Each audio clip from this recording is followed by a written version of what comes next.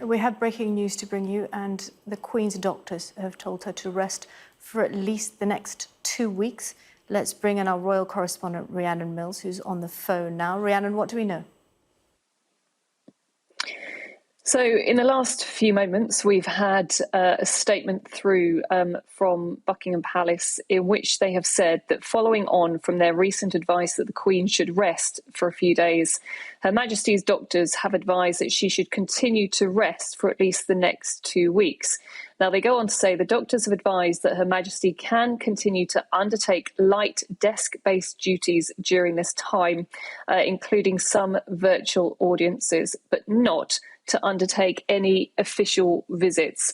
Now, they also say it means that Her Majesty regrets that this means she'll be unable to attend the Festival of Remembrance on Saturday, the 13th of November, but they add, it remains that the Queen has a firm intention to be present for the National Service of Remembrance on Remembrance Sunday, so the service that happens at the Cenotaph on the 14th of November. So if we look in some more detail about what they're saying, in essence, they've said that the Queen's doctors have advised her that for at least the next 2 weeks, she has to rest. She is able to do some light desk-based duties, but it does mean that she is not going to attend the Festival of Remembrance. Now, that's an event that happens every year, hosted by the Royal British Legion.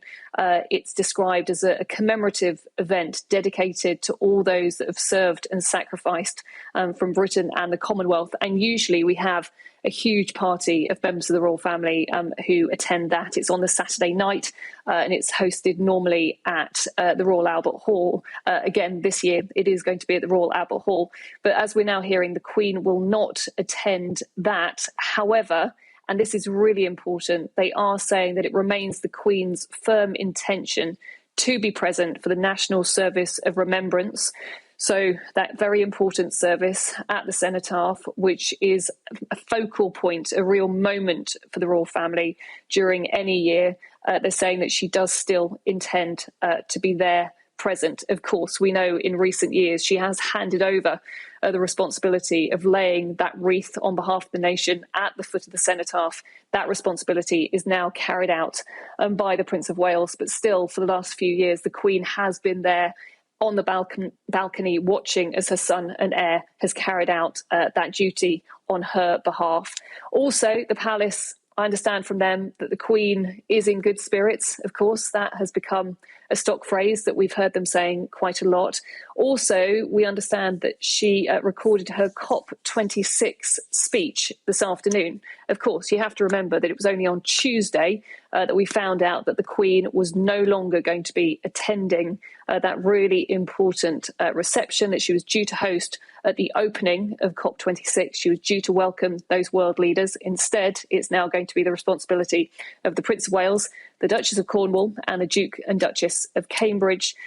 Also, I think for the palace, what they really want to stress is that light duties are continuing. So yesterday, for example, we saw the Queen carrying out a virtual engagement where she handed over virtually the Queen's Medal for Poetry. She was at Windsor Castle. The recipient was at Buckingham Palace.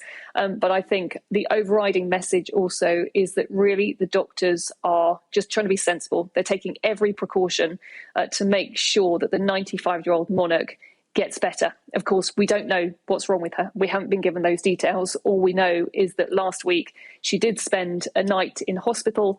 She did have preliminary tests. What for? We don't know. Okay, Rhiannon, thank you.